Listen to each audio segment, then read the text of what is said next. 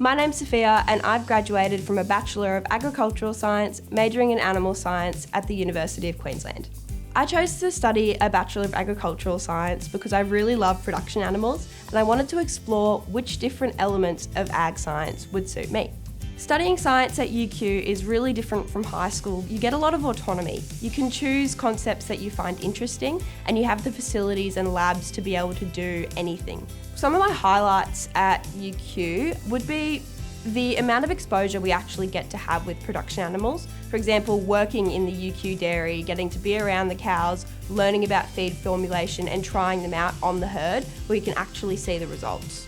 The Bachelor of Agricultural Science, it really equipped me with the skills to go into the industry by the hands-on practical classes that were straight translations to what we would do when we were actually on the job.